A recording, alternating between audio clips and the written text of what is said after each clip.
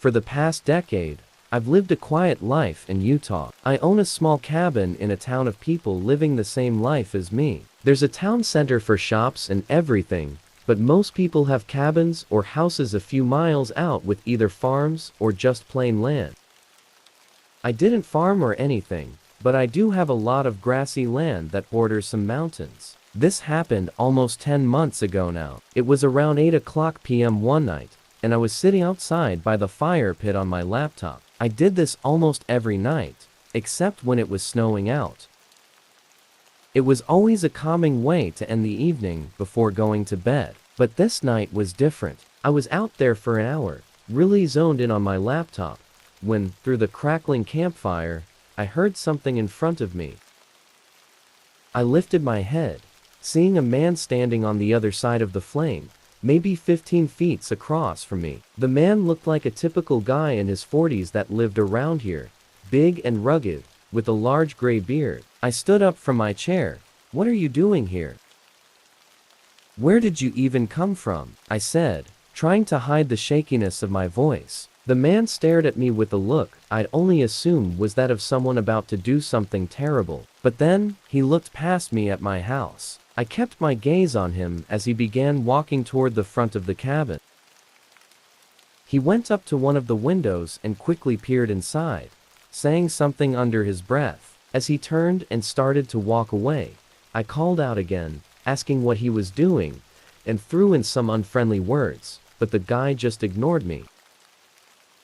He walked down all the way to where the grass met the trees, and then he was gone. Was completely insane. Some guy being out here right by my house was no accident, especially not at this time of night, and the way he was acting was beyond strange.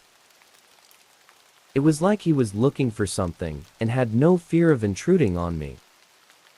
I put out the fire right away and went inside, locking up the cabin and getting my sidearm out just in case. I didn't think he was going to come back, but I wasn't sure about anything anymore. As far as the police go, calling them out here would take way too long to be a viable option. If something were to happen, I was on my own. That's just the way things are here. I stayed up for several more hours, way past the time I usually went to bed, and kept my eyes and ears open for anything.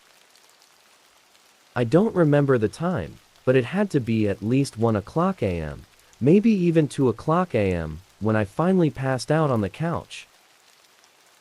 I was trying my hardest to stay awake, but it just didn't happen. When I woke up, though, there was an unusual constant sound, wind blowing through the house. I sat up, still confused and tired, and looked over at the front door. It was wide open. I jumped up and ran to the door, looking outside in all directions, but not seeing anything in the dark. I slammed it shut and locked it, then turned around to face the possibility of someone being inside my house. I stood there by the door for an entire minute, listening for any sounds of someone being inside. It was a small cabin, so even something like heavy breathing might be loud enough to hear, but it was dead silent, only the creaking of the wood from the wind outside. I slowly stepped through the hallway and into each room, checking every corner and opening every door, but nobody was inside. After that, I stayed up all night, and as soon as the sun came up, I drove into town and filed a report with the police, making the assumption that the man I'd seen that night was likely the one who'd broken into my cabin. The one issue with all of it is the motive. There were a few odd things missing, which meant he definitely had broken in and walked around the house while I was passed out, but nothing they took was worth any real value. And of course, they didn't harm me either, so what they intended is still undetermined, and without knowing why they came to my cabin, there's no saying whether or not they'll come back.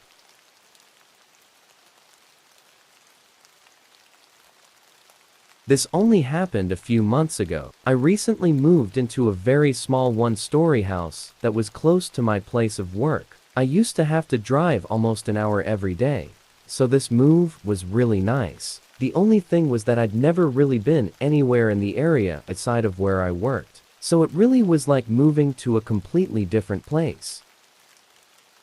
Anyway, this night I got off at 6 o'clock, and drove straight home. I had to work again the next day, so I wasn't planning on doing much, probably just chill and eat for a bit, then get in bed. I pulled into my garage and went inside, warming up some leftover pizza in the oven. But while it was heating up, there was a ring at my doorbell. It actually made me jump because I hadn't heard the doorbell before, but I had no idea who would be here either. I walked down to the front door and looked. It was a woman. She looked maybe 50 and had long gray hair. I opened the door. "Hi, how can I help you?" She smiled wide and said she'd noticed I'd moved in recently. We talked for a minute as she asked about where I came from, if I had a wife or kids, and all that random small talk. Then she said good night and walked off. I never really had the chance to ask her who she even was, but I assumed she was just some old lady that lived down the block. But something about her, though, just felt off. I don't know how else to describe it, but I wasn't sure if there was actually something off, or if it was just because she was old. I went back to the kitchen and got my pizza, then sat on the couch and started looking for a good video on YouTube to watch. I found some random commentary video to run as background noise while I ate, but only 10-ish minutes passed before I noticed a noise from outside. I paused the TV and listened, realizing it was an idle car engine, but it was really loud. I got up and looked out the front window. There was a car parked right in front of my house. It was running, but all the headlights were off. I looked down both sides of the road, seeing the whole street was empty with tons of other places to park, yet they had chosen right in front of my house. I watched the car for a couple of minutes, but with no changes, I went back to the couch. A whole half-hour went by with the car's engine still being audible right outside the house, until it suddenly shut off. I paused the TV again and listened, not hearing anything else. After a minute, I got up and walked over to the window, looking out and seeing the car exactly how it was before, except it obviously wasn't running anymore. Again, nobody else was outside. It was just this one car. I shut the blinds just to make sure nobody was watching me for some reason. Then I went back to the couch and started cleaning up. But there was only a moment before a quiet thump sounded from the other side of the house. Already feeling a little on edge, I walked over to the hallway and looked down toward the kitchen. For a split second, I saw the shadow of someone walking away from the back door, as if they'd noticed me and were trying to hide their footsteps. I quickly ran around the house toward the front, and when I looked out the window, I saw a man getting inside the parked car, driving away immediately. The first thing I did was go to the back door and open it, trying to figure out why he was out there. It only took me a few seconds to notice that the handle on the outside was really loose, like they had been trying to take it off. Even just by pulling the flimsy handle a bit to the side, I could see the inner workings of the lock in the door, meaning he probably would have been able to unlock it, and he was only moments away from getting inside my house. I can't say for certain if the old lady from before had anything to do with it. I know it sounds strange that she would, but I thought about the questions she was asking me, which all had to do with whether anyone else lived with me. Maybe she was getting information to know if I was a good target for whatever they planned. It's been a few months since, and I've never seen her or the man again.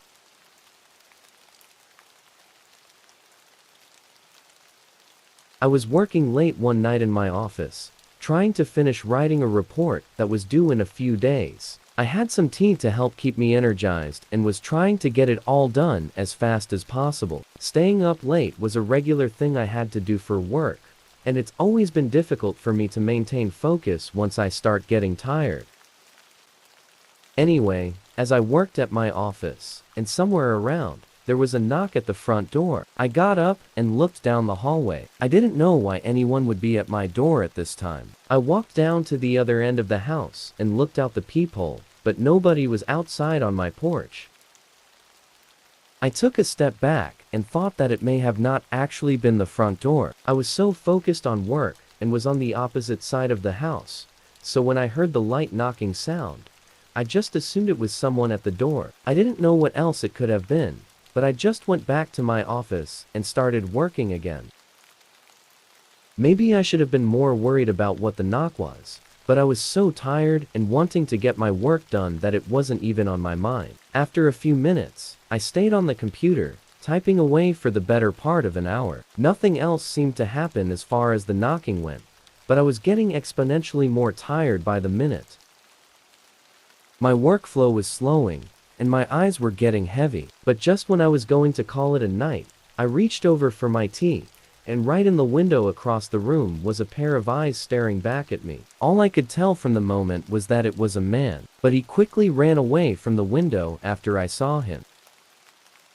My heart was pounding in my chest, and I just sat there with my eyes locked on the window. It was so unexpected. I was almost in a daze. After a moment, I stood up and ran over to cover the window. I didn't know who that was or why he was looking into my house like that, but it being almost midnight made it all the more terrifying.